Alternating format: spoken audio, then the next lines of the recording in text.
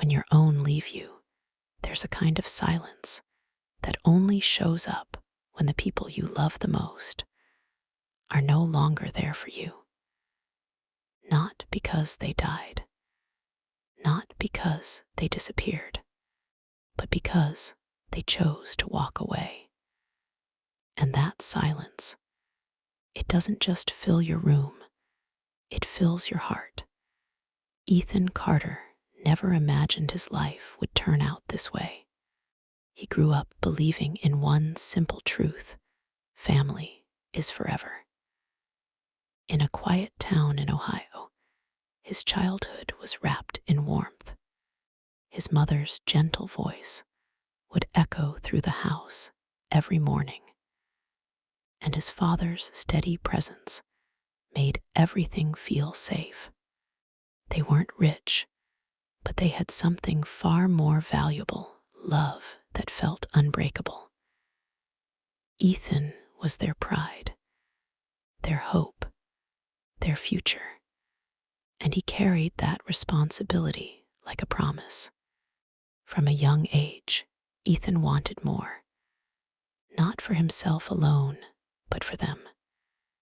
He wanted to give his parents a better life, a bigger home, less worry, more peace.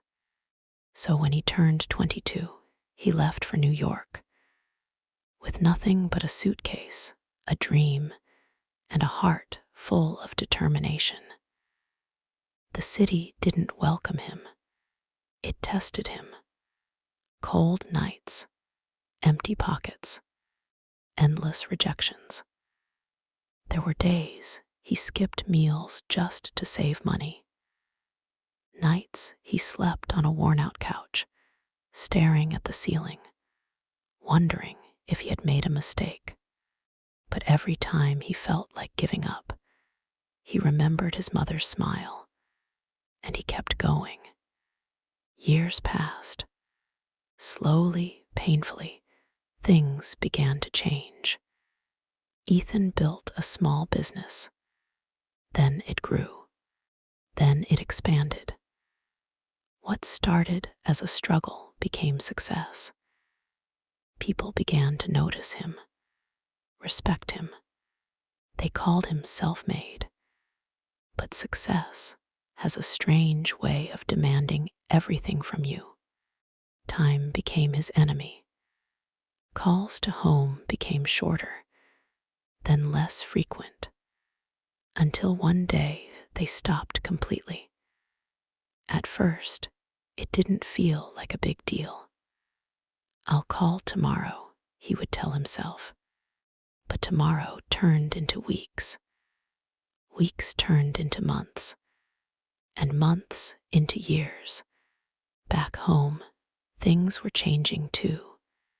His parents were growing older, slower, quieter, but they never complained, never demanded his attention, because they didn't want to become a burden. One evening, after a long day, Ethan sat alone in his luxury apartment. The city lights sparkled outside his window, but inside it felt empty. That's when his phone rang. A number he hadn't seen in a long time. Home. For a moment, he froze. Then he answered. "Hello." There was a pause, and then a voice. Soft, weak, familiar. "Ethan, it's Mom." Something didn't feel right. Her voice wasn't the same. It didn't carry the warmth he remembered. It carried something else. Distance. Pain. "I hope I didn't disturb you," she said gently. That sentence hit harder than anything else. Disturb. Since when did a mother feel like she was disturbing her own son? "I've just been thinking about you," she continued. Ethan swallowed hard. "I've been busy, Mom," he replied quickly. Too quickly. As if trying to hide something. Maybe guilt. Maybe regret. "I know," she said softly. We're proud of you. Those words, they should have felt comforting. But instead, they felt heavy. Because for the first time, he heard what wasn't being said. They had learned to live without him. After the call ended, Ethan sat in silence. The same silence that once motivated him now felt suffocating. He looked around his apartment. Everything he had worked for was there. Money, success, status. But something was missing. Something important. That night, for the first time in years, Ethan couldn't sleep. Memories started to flood his mind. His mother waiting by the phone.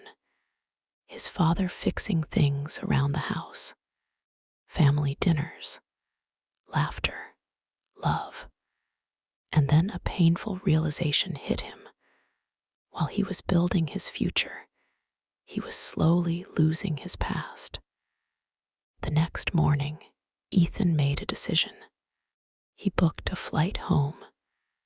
No meetings, no delays, no excuses, just home. When he arrived, everything felt smaller. The house, the streets, even the air, but the emotions, they felt bigger than ever. He stood in front of his childhood home. His heart raced.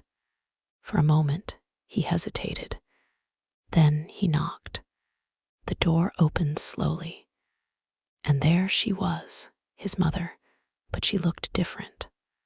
Older, weaker. Her smile was still there, but it carried sadness. Ethan, she whispered. And before she could say anything else, he hugged her, tightly, like he was trying to hold onto something he had almost lost. I'm sorry, he said, over and over again. I'm so sorry. His father stood in the background, silent, but his eyes said everything. That day, Ethan realized something he had never understood before. Success means nothing if you have no one to share it with. Days turned into weeks. Ethan stayed. He canceled meetings, ignored calls, let the world wait. Because for the first time in years, he knew what truly mattered. He spent time with his parents.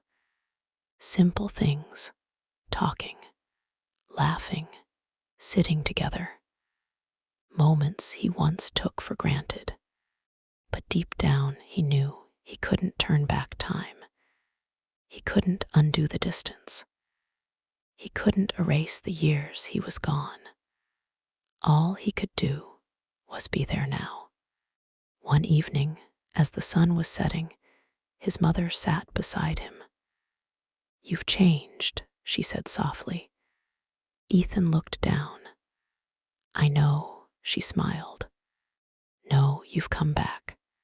Those words, they healed something inside him.